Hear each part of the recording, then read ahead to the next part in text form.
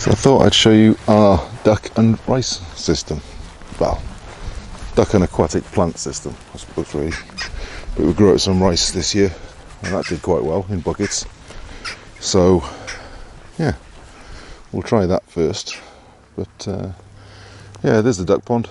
None of this is finished. It's just got to the point that really, you know, it's pretty functional. I still need to add quite a bit to it, but you know, a lot of it needs like permanent fencing putting in and things like that. You know, before it can be really finished off. But it works. I need to put an emergency overspill from the duck pond into the swale, so that if I don't want water going into the paddy, I can, you know, divert it that way. But that's about it.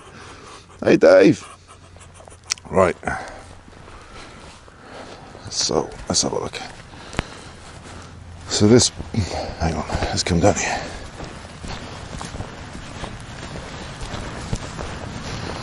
Here we go. So this basin here is basically, we've got a foot of topsoil, and then below that is solid clay. And because we've got a bit of a slope, what I did was I basically dug basically a swimming pool out of the clay, compacted it with a clay berm on the downhill side so that the whole thing will hold water, and then backfilled most of the soil, well, the topsoil, back into it, so it's actually got some nutrient in it. It's decent topsoil. And then at this end of it we've got a little adjustable overspill, and that rotates, so if I tilt that up I can dump a load of water into this, and that'll set the level for the whole system. So what I'll do once things have warmed up a little bit in the spring is I'll tilt that, not much more than it is now, but a little bit more, and I'll divert the water into it, and when it's got about an inch or so of water over, I'll put the ducks in and they'll level it all out. They'll eat all the bugs, they'll fertilise it, and then I'll drop the water down to the minimum, which is to be that completely flat. It'll drop maybe a couple of inches lower than it is currently. So by the time all this is levelled out, that's just going to be a couple of inches below surface level, and yeah, it can be dry enough for working in, so I can go in there and I can put rice in, or harvest it, or whatever. It's going to be a bit liquid at first because it's unconsolidated, but it will solidify over time. And if I decided that rice wasn't working here, but it should, but if it doesn't, I could do duckweed in it. I could do wild rice, not real rice variety, but it should do okay here. All sorts of stuff, duck potato, all sorts of stuff you can do in an aquatic system, because if you've got filthy water, and when you've got ducks, when you've got ducks, their water's always minging. I mean, it's yeah, duck water's horrible, so you might as well do something with it. And rather than just, if I dump it straight into the swale, and there will be, I'll show you that later, there's a way of, we're going to be polishing it out with the water that goes into the swale as well. So even when it leaves the paddy, having fertilised the rice, any overflow from that, 'cause it'll still be probably quite nutrient rich, will go down here, and we're going to put a wetland at the, sort of towards the end of this swale, and that'll strip a load more nutrient out of it and clean the water before it leaves the site. There's a lot more earthworks to go in yet, but yeah, this is one of the more fun bits next to the house. Hello, how you doing? Yeah, so all the pipe works runs pretty much the same way. So I can adjust the water level in the paddy field here by adjusting that, and it runs obviously through that pipe, discharges at this end, just out of that pipe, and goes away down the swale. Actually, it fills the swale because the swale's completely level. It sort of fills all the way up very slowly. So, you know, when it's really saturated, you know, that can be pretty full. But that's the idea with having the paddy field soil level a bit higher than the swale, is that even when the swale's got water in because everything's saturated, we can still keep the chickens are fighting. Yeah, I can still keep the water in the paddy quite low. So if we have a bit of a rain just when it comes time for harvest, it's not the end of the world. All of this, really, the water level, because ducks just seal ponds is what they do, but this has got compacted clay in a ring all the way around the edge. It's about 5-6 feet at the centre. It's not a complicated shape or anything, it's a pretty straightforward pond. You know, it's all of that. You can try and put edge in to create diversity and all the rest of it in all the ponds that you want. With a duck pond, no, you're not going to get it. There's nothing in a duck pond but ducks. Anything else they pretty much eat. I mean, look at them, constantly foraging.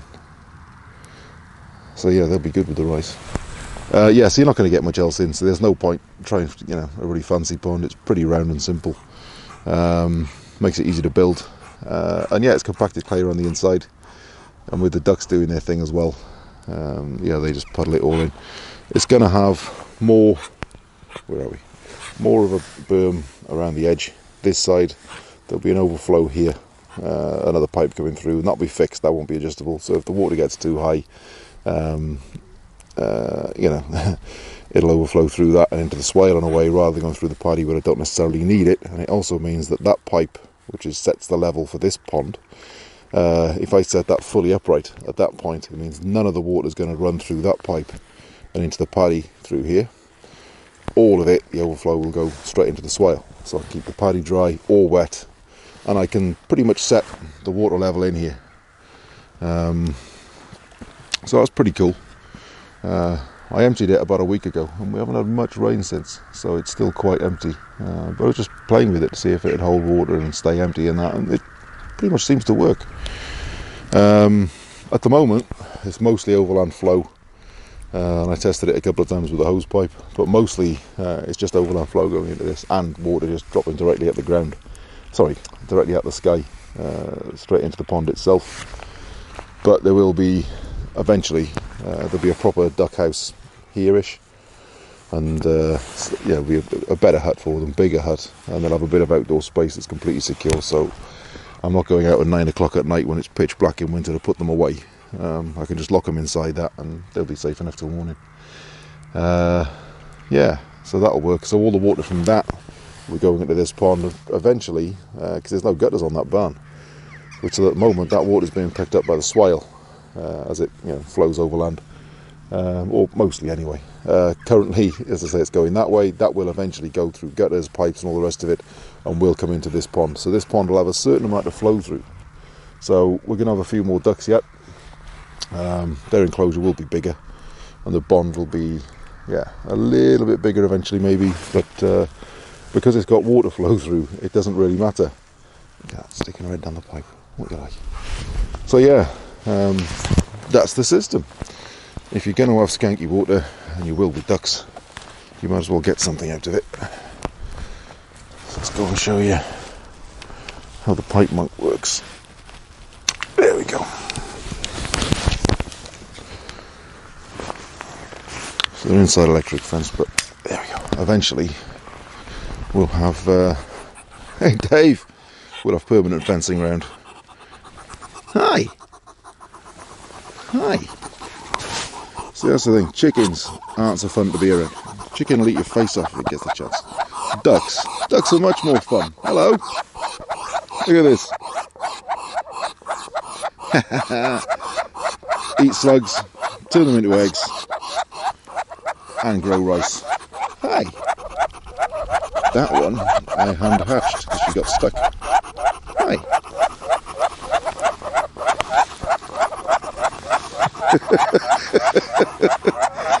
Yeah. Get muscovies, they said. They're really quiet, they said. Anyway. So this pipe, again, has got a 90 at the bottom of the vertical bit. This is set in the water for this pond. I could set that upright and the water would come up a little bit higher, but then we're getting close towards going over the edge, and it causes erosion, and yeah, I just don't need that much water. The reason I've got the ring slightly, most of it's compacted clay, slightly higher than the water level currently, is because, I mean, let me show you. Hey Dave, come here. I mean that, I'll show you with my hand. And I don't have small hands, but that is a very large duck. So when they all start splashing about, it makes a hell of a mess, and I want that water to stay inside the pond. So, right, I've not done this with the water this high. So I can drop that and drop the water and that comes out, here we go, out of that pipe there. Skanky duck water that will be feeding the rice. I'm not too worried about that at the minute, so I'm going to pull that back up. It's really easy to move. Hi, how you doing? So yeah, let's see what else. Ah yeah, the swale. Let's see where the swale goes.